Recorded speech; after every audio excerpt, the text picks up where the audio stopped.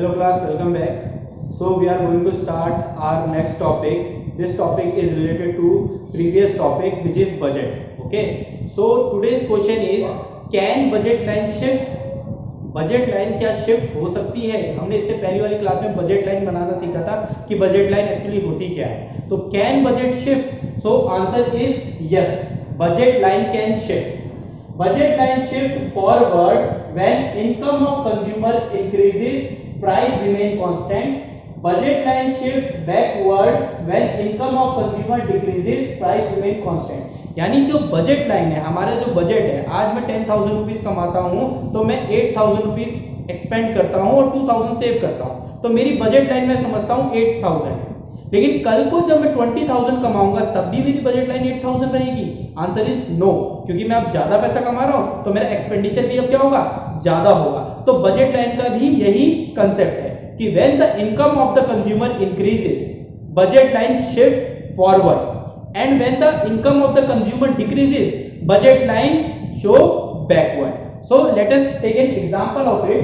Here is income of Y, good 1 and good 2, and here is income of Y, again good 1 and 1 2.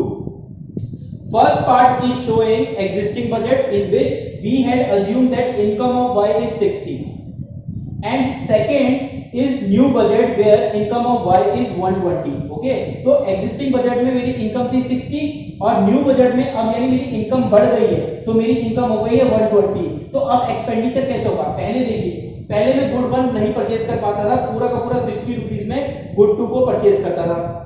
Second में मैं good 1 में 10 का खर्चा करता था, गुड 2 में 40. एट लास्ट 30 में गुड 1 कंज्यूम कर पाता था और गुड Y को 0.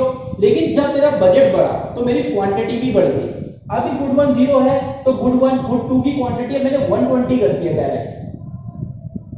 Then 20 to 80, 40 to 40, 60 to 0.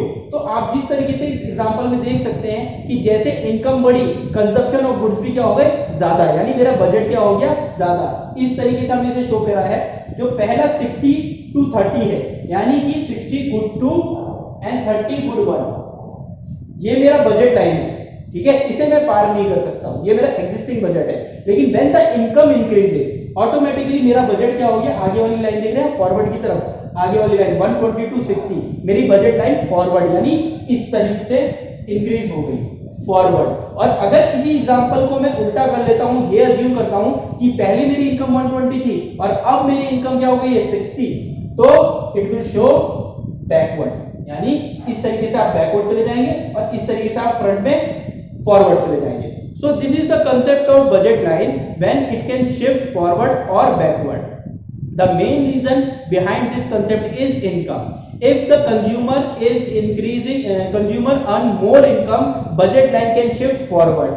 If his income is decreased, budget line go backward. And the main important thing that we have to assume that price remain constant. यानी particular product का जो price, अगर मेरी income जो 60 rupees थी, इस समय price अगर राइस का 20 रुपीज केजी था और जब मेरी इनकम हुई 120, तब भी प्राइस 20 रुपीज ही रहना चाहिए. मुझे ये अज्यूम करके चलना है कि प्राइस रिमेन कांस्टेंट, प्राइस में कोई बढ़ोतरी नहीं होगी. ठीक है, सिर्फ इनकम में इंक्रीज होगा या डिक्रीज होगा.